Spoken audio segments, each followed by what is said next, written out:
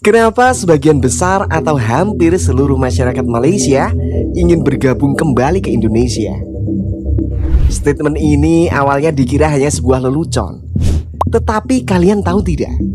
Lebih dari 50% penduduk Malaysia termasuk para pejabat negara tersebut saat ini merasa malu dengan identitas bangsa mereka sebagai bangsa Malaysia. Fakta selain soal krisis nasionalisme yang melanda Malaysia sejak abad 18 Masehi bukan rahasia umum lagi. Terkait soal bahasa di sana yang tak dihargai oleh penduduk setempat, serta multi etnis yang membuat etnis Melayu sebagai pribumi asli seolah tak dihargai. Itu sudah sering kita dengar beritanya, baik dari media cetak ataupun dari media online.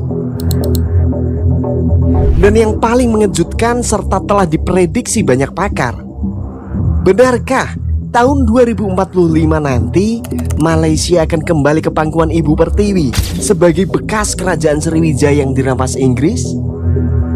Sebelum lanjut nonton videonya, klik dulu subscribe-nya ya. Sekarang juga.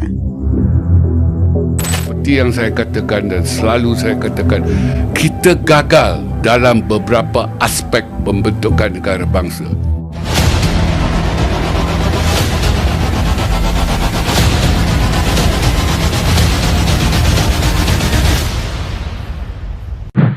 Pengaruh imperialisme Inggris terhadap Malaysia tampaknya akan terus terjadi di masa depan. Praktik politik Inggris untuk menguasai keseluruhan aspek negara bekas jajahannya membuat Malaysia tidak bisa berbuat banyak di negerinya sendiri. Rasa iri kemudian timbul ketika rakyat Malaysia melihat reformasi di Indonesia berjalan dengan baik.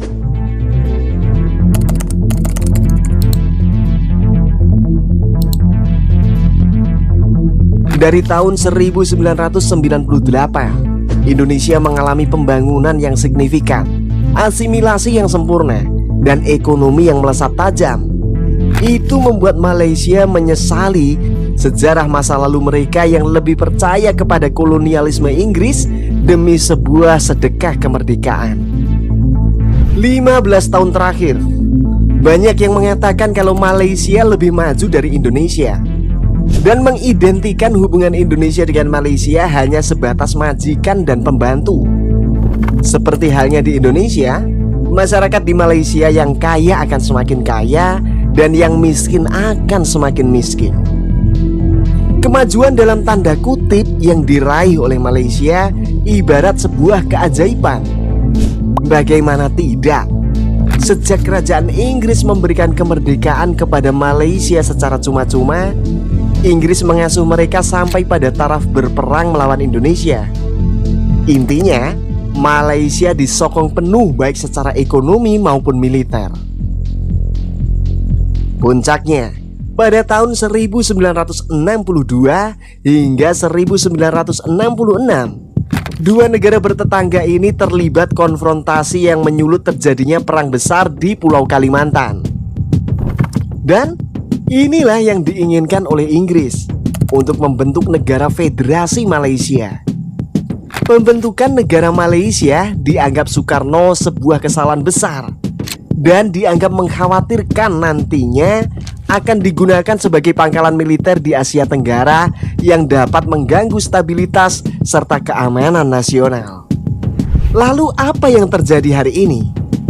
Keputusan Malaysia lebih mendengar Inggris daripada Soekarno telah mengubah situasi geopolitik Malaysia saat ini. Ketergantungan Malaysia kepada Inggris membuat negara yang dipimpin Raja Charles III ini bebas membangun pangkalan militernya di Malaysia. Inilah yang membuat rakyat Malaysia hari ini menyesali keputusan politik mereka di masa lalu. Tak hanya itu saja, dalam membuat keputusan dan kebijakan pun Malaysia harus meminta persetujuan dari Inggris terlebih dahulu, dengan maksud agar hal itu tidak bertentangan dengan prinsip Inggris secara global. Inilah salah satu alasan mengapa masyarakat Malaysia hari ini ingin bergabung ke Indonesia. Karena lebih baik tumpah darah demi kemerdekaan daripada harus mengemis merdeka tetapi dijajah selamanya. Alasan kedua adalah era. Tak bisa dipungkiri, saat ini kita berada di era revolusi industri 4.0, di mana perang bukan lagi soal senjata dan penjajahan bukan lagi soal kekerasan. Hal ini membuat Inggris dapat menjangkau lebih mudah bangsa-bangsa bekas jajahannya untuk diperkosa habis-habisan.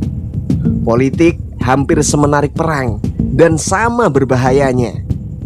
Dalam perang, Anda hanya bisa dibunuh sekali, tapi dalam politik, Anda bisa dibunuh berkali-kali. Tidak ada kata aman bagi Malaysia di era saat ini. Sebagai bangsa yang mengemis kemerdekaan dari Inggris, sampai kapanpun Malaysia tidak akan bisa masuk ke dalam daftar negara berpengaruh di dunia. Berbeda dengan Cina dan Indonesia, mereka mempertaruhkan darah mereka demi kemerdekaan yang sejati. Dan hari ini, negara yang melawan penjajah bebas mengatur tatanan negara mereka semau yang mereka mau. Lihat Cina hari ini. Jika mereka tidak melawan penjajahan Jepang di masa lalu, maka tidak akan ada cerita bahwa Cina adalah negara adidaya baru. Bahkan Amerika saat ini pun sudah mikir 100 kali untuk berkonflik dengan Cina. Di era revolusi yang dikatakan tadi, Cina hari ini telah menjajah hampir semua bangsa di dunia dengan produk dan teknologi buatan mereka sendiri. Kejamnya penjajahan di era revolusi industri 4.0 akan membuat Malaysia semakin menderita, karena bangsa itu tidak punya kontrol penuh terhadap bangsanya sendiri. Mereka terbuang di negerinya sendiri. Lalu bagaimana dengan Indonesia? Indonesia patut berbangga. Pada tahun 2045 nanti, Indonesia berada di urutan 4 sebagai negara dengan ekonomi terbesar di dunia. Selain bonus demografi di mana jumlah penduduk produktif atau angkatan kerja yang berusia 15 hingga 64 tahun akan membawa Indonesia masuk ke dalam era keemasan.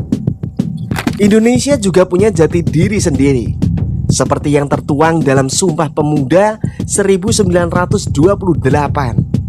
yaitu bertumpah darah yang satu, tanah air Indonesia, berbangsa yang satu, bangsa Indonesia, menjunjung bahasa persatuan, bahasa Indonesia.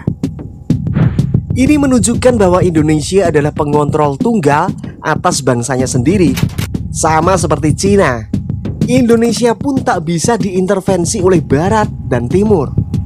Dan pada akhirnya, etnis Melayu membawa sukunya sendiri. Begitu juga dengan etnis Cina membuat kelompoknya sendiri. Lalu bangsa India membuat kelompok mereka sendiri.